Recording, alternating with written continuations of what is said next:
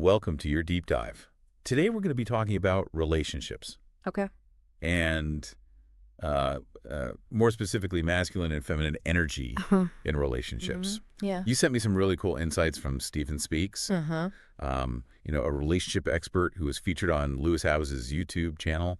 Yeah. And Stephen really digs into this idea that men and women are not the same in relationships. Yeah. And I think that's something that we hear a lot, but I think he does a good job of, really fleshing that out. And Right. And I think what's interesting about Stephen is that he doesn't shy away from talking about right, um the tough stuff. Like Yeah. he talks about sexual satisfaction. right, He even talks about submission and like things that you don't normally hear discussed openly. yeah, he's not holding back. No. So, one of the first things that he talks about that I think is really interesting is this idea of healing Yeah. before you even get into a new relationship. Right. Why do you think that's so important? Well, I think his argument is that if you haven't dealt with your past baggage and the things that have hurt you in the past, you're more likely to choose partners that are good enough, Right. but don't really meet all your needs. It's kind of like we subconsciously choose safety over real connection. Right. That makes a lot of sense. Yeah. Because you don't want to be vulnerable again. So you pick somebody who, is not going to trigger those past things. Right. But then as Stefan points out, that leads to a relationship that just doesn't feel fulfilling. Exactly. Yeah. And he even tells a story about a client who ended up sabotaging her own relationship Interesting. because she felt trapped Well- with a good guy but wasn't actually in love with him. Yeah. It shows how choosing safety over genuine connection can really backfire. Yeah, for sure. So let's get into these concepts of masculine and feminine energy. Okay.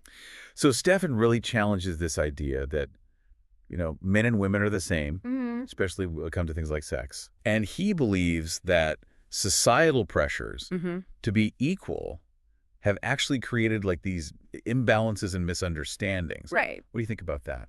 I mean, I think what he's getting at is that it's not about one being superior to the other. Right. It's about recognizing that they each bring unique things to the relationship. Okay. And he makes this great analogy with basketball, Yeah. where, just like a basketball team needs point guards and centers Right. to win relationships, need that masculine and feminine energy to work together. I love that analogy. Yeah. That makes total sense. Yeah. So how does this play out, in relationships in real life? Well, he suggests that men often struggle to express their emotional needs because they fear, if they're vulnerable, that opens them up to judgment or disrespect. So it's really important for women to cultivate this energy of support Right. and reverence for their partner. Yeah, so create a space where they feel safe Exactly. being their true selves. Yeah. So, Stephen really debunks this myth of the 50-50 relationship. Right. Which I was like, yes, finally somebody said it. Yeah. And he really doesn't like that keeping score mentality. Yeah. He makes the point that true 50-50 is kind of an illusion anyway. Right. Because, for example, even if a couple splits the bills down the middle, the woman might be contributing a larger percentage of her income. Right. And we also can't forget about that mental load. Oh, yeah, the mental load. Yeah, all that invisible work Right. that often falls on women. Yeah, managing the household and making sure everything runs smoothly. Right, remembering the appointments, keeping track of everything. Yeah, it's a lot. Yeah, so even if things look equal on paper, Right. it might not actually be that way in practice. Totally. And, he says that striving for 50-50 can actually kill the passion and attraction. Right. And I think that that's so true. Yeah. Because it's like you're so focused on, who's doing what and keeping score and making sure it's fair that you forget to just enjoy the relationship. Exactly. And there's research actually that suggests that egalitarian relationships could lead to lower levels of sexual satisfaction, Interesting. which is crazy. Yeah. You think about it because you're like, oh, if it's equal, then you're both happy. But it's like, no, Right. maybe maintaining those distinct roles and responsibilities actually enhance the intimacy and desire. Yeah. It's almost like counterintuitive. Yeah. But I think he makes a really good point. Yeah, I think so too. So it's really about embracing those differences Yeah. rather than trying to erase them. Mm-hmm. And he has some really interesting perspectives on how men and women can attract the right partners. Yeah. So when he talks about men stepping into their confident masculine selves. What does he actually mean by that? I think what he's talking about is embodying those core masculine traits, like leadership, providing for their family. Right. Providing that security and stability for their partner. It's about stepping up and, creating that sense of safety and protection. So being the protector. Yeah, being the provider. Okay. And for women, he talks about embracing their feminine energy and what that looks like. What does that actually look like? So he talks about expressing vulnerability, nurturing intimacy, and allowing your partner to lead. Okay. And he even makes this bold statement that most women would happily submit to a man who truly loved and cherished them. That is a bold statement. Yeah, and I know it can be a little bit controversial. Right. But I think what he's getting at is it's not about becoming subservient or giving up your power. It's about finding that dynamic where both partners feel empowered and fulfilled in their role. Right, finding that sweet spot. Exactly. And so how do you make sure that you and your partner are on the same page? Communication. Right. It all comes down to communication. So he says have some critical conversations. Yes, before you commit. Before you commit. It's kind of like that define the relationship talk. Right. But on a much deeper level. Okay, got it. You need to lay it all out on the table. Okay. Be honest about what you want and what you need. So what are some things that he recommends talking about? So he suggests talking about roles and responsibilities, needs and desires, and how you're going to communicate during conflict. So basically everything. Basically everything, yeah. Okay. You got to be on the same page. And how do you suggest having those conversations? Well, he suggests establishing a structure for communication. Okay. So maybe having regular relationship check-ins or agreeing to give constructive criticism in a loving way. He even shares that couples therapy is non-negotiable in his relationship. That's commitment. Yeah. That's really putting in the work. Yeah, I think it's great. Yeah, I think so too. And, speaking of putting in the work, he also talks about the importance of sexual satisfaction. Right. Especially for men. And, he connects it to their biological drive. Yeah. And he even talks about practices like semen retention. Yeah. Which might sound a little unconventional to some people. Well, it might, for sure. Can you explain a little bit about what that is? Yeah, so semen retention is basically the practice of abstaining from ejaculation. Okay. And some men believe that it increases their confidence and energy. Okay, interesting. Yeah, so whether or not you agree with the practice, I think it highlights how differently men and women experience sexuality. Yeah, that's a great point. And, he also acknowledges the challenges of monogamy. Yeah. Especially for, highly ambitious men. Why do you think that is? I think, he suggests that some men who are really driven to succeed in other areas of their lives might find it harder to channel that same drive into a monogamous relationship. Okay. It's almost like they seek that sense of conquest and achievement in all areas of their life, including relationships. Okay, so he emphasizes eliminating distractions and temptations. Yeah. Things that are going to sabotage the relationship. Right. So things like social media. Yeah, cutting back on social media, pornography, all that stuff. Right. It's about choosing to be present with your partner. Yeah, and choosing intimacy over that instant gratification. Exactly. So, he also keeps coming back to this idea that we attract people who mirror our own level of healing. Right. Which I thought was really fascinating. Yeah. So if you're still carrying baggage from past relationships, you're more likely to attract somebody who's also carrying baggage. Yeah, it's like attracting a mirror image of yourself. Right. And so you end up with two wounded people trying to heal each other. Exactly. Which usually doesn't work out too well. No, it usually doesn't.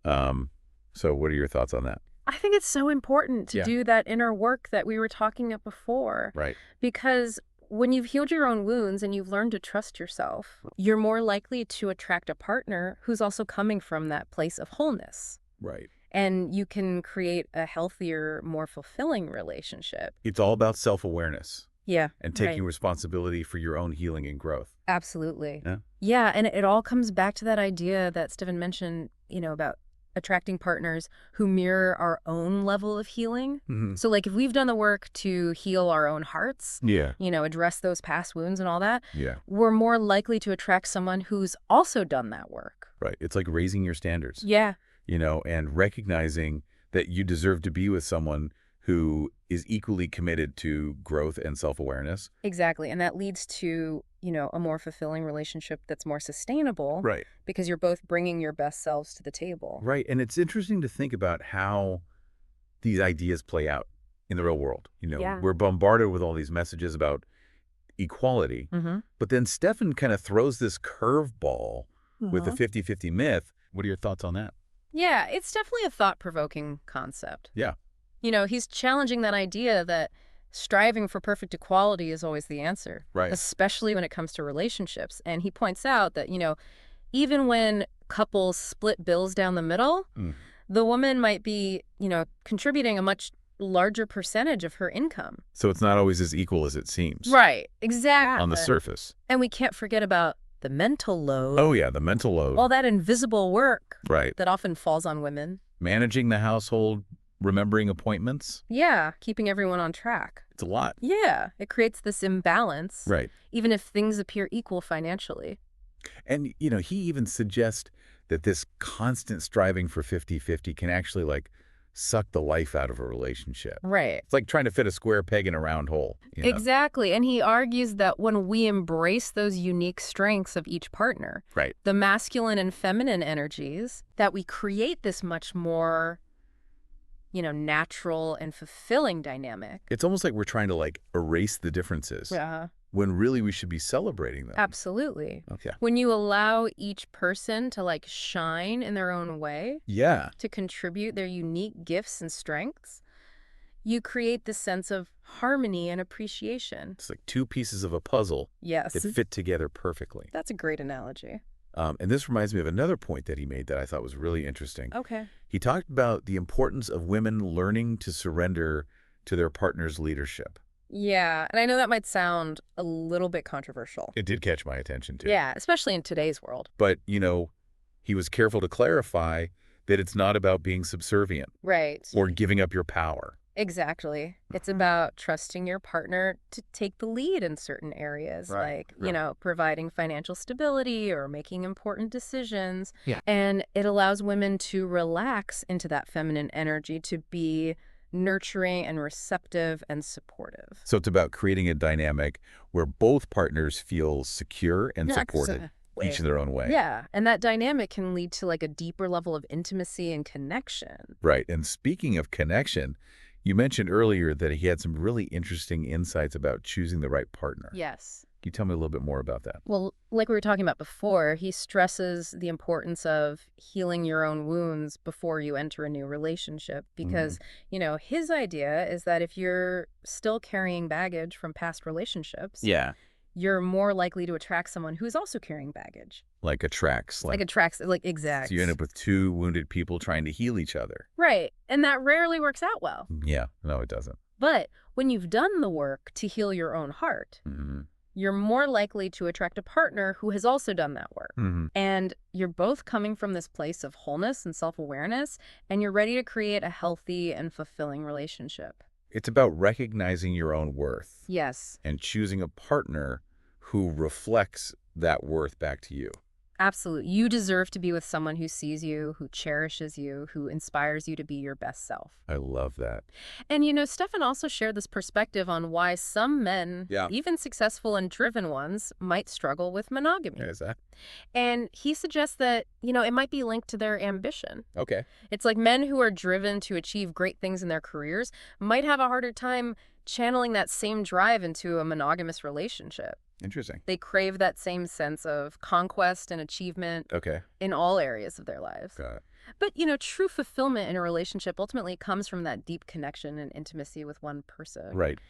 It's about building a strong foundation based on trust and vulnerability and shared experiences. But what about the guys who are like, oh, I could never be with just one woman? Right. Where's that resistance coming from? Well, Stefan believes that it often stems from past hurts. Okay. And a fear of vulnerability. Okay. They might have been burned before, so they build up these walls to protect themselves. They're afraid to open up. Exactly. And risk getting hurt again. And so they push love away even though they might desperately want it. Right. And it becomes a self-fulfilling prophecy. Exactly. But, when they've addressed those past wounds and they've learned to trust themselves and their ability to choose a healthy partner, right, they become more open to taking that risk. And recognizing that vulnerability isn't a weakness. Exactly. It's actually what allows us to connect. It's the foundation of true intimacy. Right, and he had some really powerful advice on communication. Yes. He's a big advocate for laying it all out on the table before you make a commitment. Needs, desires, expectations, the whole 9 yards. Absolutely. It's about being radically honest with yourself and with your partner. And what if they don't like what they hear? Well, that's always a possibility. What if they walk away? Yeah. But wouldn't you rather know that up front? Right. If you're looking for a truly compatible partner, you can't be afraid to show up as your authentic self. And hope that they do the same. Exactly. It's the only way to build a relationship based on trust and mutual understanding. And, he also shared that couples therapy is non-negotiable in his current relationship. That's amazing. It is. I think it's such a great example of, taking a proactive approach to maintaining a healthy and thriving relationship. It's a statement. Yeah. It's like we're in this together. Yeah, we're in this together. We're willing to do whatever it takes to make it work. Right. And now let's talk about something that, doesn't always get addressed openly, which is sexual satisfaction. Yes. He's surprisingly candid about how important that is, especially for men. Right. And he connects it to, the biological drive. And, I think it's important to remember that men and women often experience sexuality very differently. Right. And understanding those differences is key to creating a fulfilling and satisfying sexual relationship. And he also didn't shy away from the challenges of monogamy. Right, especially for ambitious men. Right. And, he emphasizes the importance of eliminating distractions and temptations like excessive social media or pornography. Right. It's about, making that conscious choice to be present with your partner and to nourish the connection that you have. It's choosing intimacy over instant gratification. Exactly. And speaking of choices, he keeps coming back to this idea that we attract partners who mirror our own level of healing. Yeah. And he shared a really powerful insight, which is that, a healthy person in a relationship with someone who is unhealed can either trigger that person's growth Oh, wow. or lead to the relationship's downfall. Interesting. It's a double-edged sword. It really is. So it all comes back to personal responsibility. We can't change someone else. Right. But we can choose to be with someone who is committed to their own healing and growth. And sometimes the most loving thing we can do is walk away from a Yes. relationship where the other person isn't willing to do that work. It's about, recognizing our own worth and refusing to settle for less than we deserve. Absolutely. We deserve to be with someone who chooses us, who celebrates us, Yes. who inspires us to be our best selves. And finding that person starts with, understanding ourselves. Right. Our needs, our desires, our non-negotiables. It's about being honest with ourselves about what we truly want Yes. and having the courage to walk away from anything that doesn't align with that vision. Even if it means being single for a while. Exactly. Because as they say, it's better to be single and happy Yes. than in a relationship and miserable. Preach. And one thing I think a lot of women struggle with is this idea of submitting to their partner. Yeah, it's a loaded word for sure. It is. It can bring up a lot of baggage, especially for women who've been, raised to be independent and self-sufficient. Right. We're told to be strong and capable and not need a man to take care of us. Yeah. And then we hear this word submission, and it can feel like a step backward. Yeah.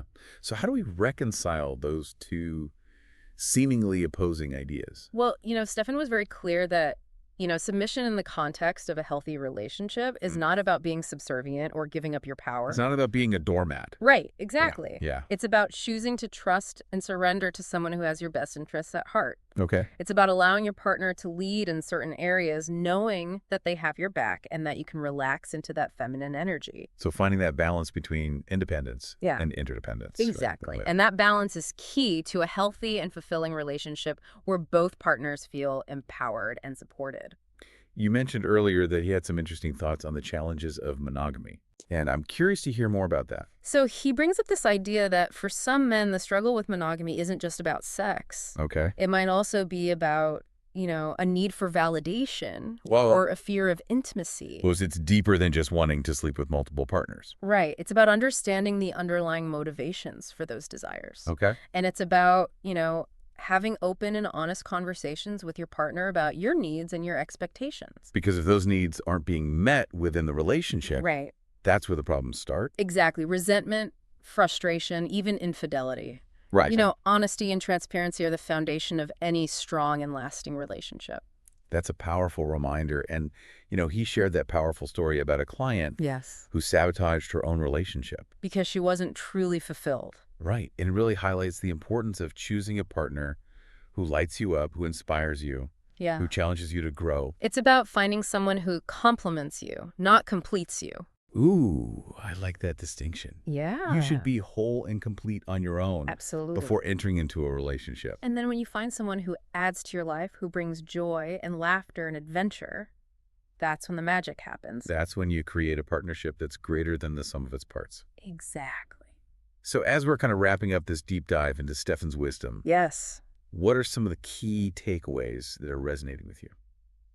For me, it's a reminder that relationships are a journey, not a destination. Ooh. They require constant effort and communication and a willingness to grow both individually and together. Right. It's about showing up as your best self, being honest about your needs, and choosing a partner who inspires you to become the best version of yourself. And remembering that love is a choice. Yes. Not just a feeling. It's a decision we make every day to nurture and cherish the connection that we have with another person. And it's about choosing to love. Right. And be loved even when it's challenging. Beautifully said. Well, listeners, we've covered a lot of ground today. Yeah. Exploring Stefan Speaks' insights on relationships, Right. masculine and feminine energy, and really the path to finding a fulfilling partnership. Yeah. What really stood out to you from this deep dive? One thing that really struck me was his emphasis on how societal pressures can actually create these imbalances in relationships. Right. It's like we're so focused on proving that we're equal that we lose sight of the unique strengths and contributions of each partner. It's like we've swung the pendulum too far in one direction and forgotten that embracing our differences can actually lead to greater harmony and connection. Right. And when we try to force everyone into the same mold, we end up with relationships that feel strained and inauthentic. Like trying to fit square pegs into round holes. Exactly. And speaking of embracing differences, Yeah. he had some pretty thought-provoking things to say about the roles of men and women in relationships. He really challenged that idea Yeah. that we should all be striving for the same things and playing the same roles. Right. And instead, he suggested that, men often thrive when they step into their masculine energy. Right. Providing leadership stability, a sense of security for their partners. And for women, he emphasized the importance of embracing their feminine energy. Right. Being receptive, nurturing, and allowing their partners to lead. I know that can be a little bit controversial. It can. But I think there's a lot of wisdom there. Oh, absolutely. It's not about becoming a doormat. Right. Or giving up your independence. Right. It's about recognizing that both energies are essential for a healthy and balanced relationship. Finding that balance is key. Exactly. And it all starts with understanding ourselves, our needs, our desires, and our non-negotiables. Absolutely. And having the courage to communicate those things clearly and honestly to our partners. Communication is everything. It is. Whether it's about finances, roles, and responsibilities, or even something as intimate as sexual satisfaction. He encourages couples to have those tough conversations up front. Yes. Even if it feels uncomfortable. Because ultimately, honesty and transparency are the foundation of any strong and lasting relationship. And sometimes that honesty means recognizing that a relationship isn't serving us anymore. Right. And as difficult as it might be, sometimes walking away is the most loving thing we can do for ourselves and our partners. It's about knowing our worth and refusing to settle for anything less than a relationship that brings us joy, growth, and deep fulfillment. So as we wrap up this deep dive, I'd like to leave our listeners with one final thought. Okay. What's the most important piece of wisdom that you're taking away? For me, it's just a reminder that relationships are this constant journey of growth and evolution. They require effort, communication, a willingness to show up as our authentic selves, even when it's scary. And that journey begins with a deep understanding and acceptance of who we are and what we truly desire. Beautifully said. We hope you enjoyed this deep dive into the world of relationships. Yeah. Through the lens of masculine and feminine energy. And remember, the most fulfilling relationships start with a deep understanding of ourselves. Right. And a commitment to personal growth. Absolutely. Until next time, keep exploring, keep growing, and keep choosing love.